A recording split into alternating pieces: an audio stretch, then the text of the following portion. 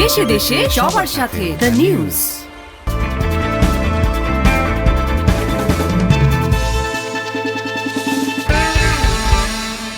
প্রিয় দর্শক, সবাইকে স্বাগত আজকের দ্য নিউজের সঙ্গে আছে আমি ওয়াসিফ পার্থ। শুরুতেই জানিয়ে দিচ্ছি সংবাদ শিরোনাম।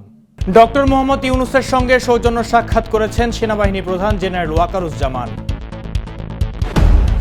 স্কুল শিক্ষককে পিটিয়ে হত্যা, খাগড়াছড়িতে 144 ধারা জারি। রাষ্ট্রদ্রোহ মামলায় খালাস পেলেন তারেক রহমান। এতক্ষণ শুনছিলেন সংবাদ শিরোনাম, এবার বিস্তারিত।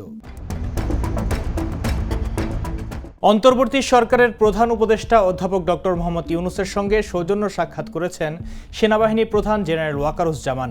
দুপুরে প্রধান উপদেষ্টার সরকারি বাসভবন যমুনায় তাদের মধ্যে সাক্ষাৎ হয়। প্রধান উপদেষ্টার প্রেস উইং এক বার্তায় এ তথ্য জানিয়েছে। এতে জানানো হয়েছে, সেনাবাহিনী প্রধান জেনারেল ওয়াকারুজ্জামান প্রধান উপদেষ্টা অধ্যাপক ডক্টর মোহাম্মদ ইউনূসের সঙ্গে তার কার্যালয়ে সৌজন্য সাক্ষাৎ করেছেন। এর আগে 22 সেপ্টেম্বর সেনাবাহিনী প্রধান জেনারেল ওয়াকারুজ্জামান প্রধান উপদেষ্টা অধ্যাপক মোহাম্মদ ইউনূসের সঙ্গে সাক্ষাৎ করেছিলেন। খাগড়াছড়িতে ধর্ষণ চেষ্টার অভিযোগ টেকনিক্যাল স্কুল অ্যান্ড কলেজের শিক্ষক আবুল হাসনাত মোহাম্মদ সোহেল রানাকে স্কুলের অধ্যক্ষের রুমে নিয়ে পিটিয়ে হত্যা করা হয়েছে। এই ঘটনায় খাগড়াছড়িতে পাহাড়ি বাঙালি সম্প্রদায়ের মাঝে দেখা দিয়েছে উত্তেজনা। ঘটনার পরে পরিস্থিতি থমথমে দেখে জেলা সদরে 144 ধারা জারি করা হয়।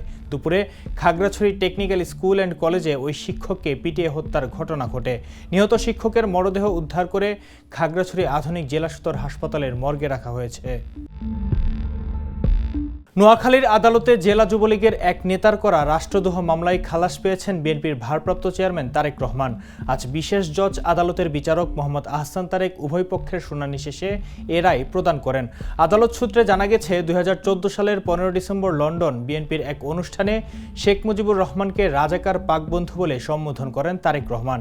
এ ঘটনায় একই বছরের 23 ডিসেম্বর জেলা যুবলীগের যুগ্ম আহ্বায়ক একরামুল হক বিপ্লব বাদী হয়ে নোয়াখালীর 3 নম্বর আমলি আদালতে অভিযোগ দায়ের করেন। জানাবো বাণিজ্য সংবাদ। Infrastructure investment bank AIIB Bangladeshi মুদ্রায় এ অর্থের পরিমাণ প্রায় 8,403 কোটি 50 লাখ টাকা, প্রতি ডলার 120.05 টাকা ধরে। অর্থনৈতিক সম্পর্ক বিভাগ ইআরডি সূত্রে এ তথ্য জানা গেছে। ইআরডি কর্মকর্তারা জানান, বাংলাদেশকে 70 কোটি ডলার বাজেট সহায়তা দেওয়ার আশ্বাস দিয়েছে এআইআইবি। বাজেট সহায়তার মধ্যে 30 কোটি ডলার, যা দেশীয় মুদ্রায় 3,601 কোটি 50 লাখ টাকা, জলবায়ু পরিবর্তন মোকাবিলায় এবং জরুরি ভিত্তিতে অর্থনৈতিক পুনরুদ্ধারে 40 কোটি ডলার, যা দেশীয় মুদ্রায় 4,802 কোটি টাকা সহায়তা দেবে সংস্থাটি। এবার আন্তর্জাতিক প্রসঙ্গ। লেবাননের ভেতর সীমিত আকারে স্থল হামলা শুরু হয়েছে বলে মঙ্গলবার রাতে এক বিবৃতি জানায় দখলদার ইসরায়েলের প্রতিরক্ষা বাহিনী আইডিএফ। তবে স্থল হামলা চালানোর এ দাবি মিথ্যা বলে পাল্টা দাবি করেছে লেবাননি সশস্ত্র গোষ্ঠী হিজবুল্লাহ।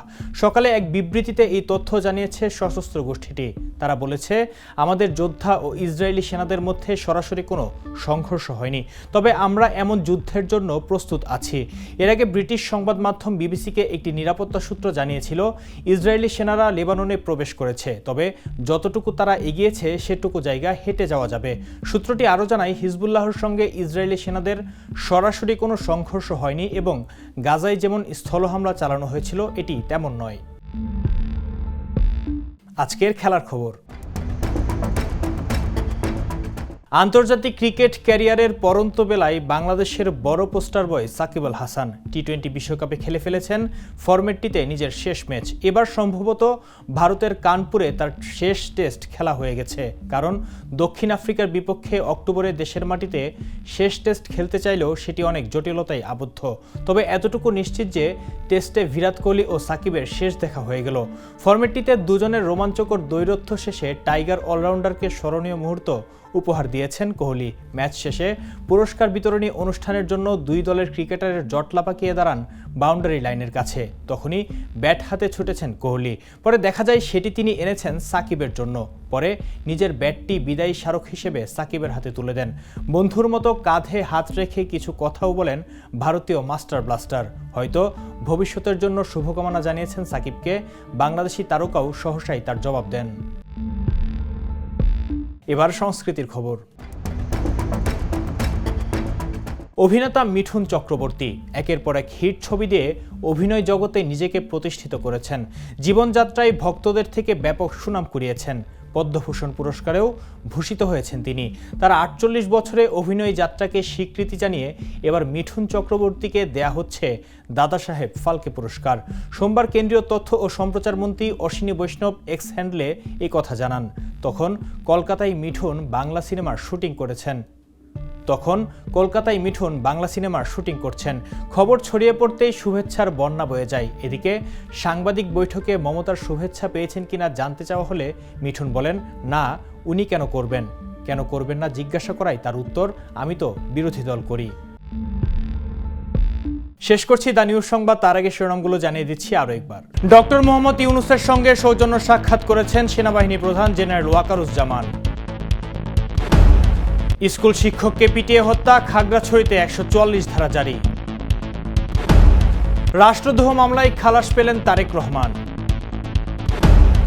এই ছিল আজকের দ্য নিউজে। পরের সংবাদ দেখার আমন্ত্রণ রইল। তাছাড়া আমাদের নিউজ অনলাইনে দেখতে ভিজিট করুন thenews24.com। চোখ রাখুন দ্য নিউজের ফেসবুক পেজ ও ইউটিউব চ্যানেলে। সঙ্গে থাকুন। শুভরাত্রি। দেশে দেশে সবার সাথে দ্য নিউজ। দেশে দেশে সবার সাথে দ্য নিউজ।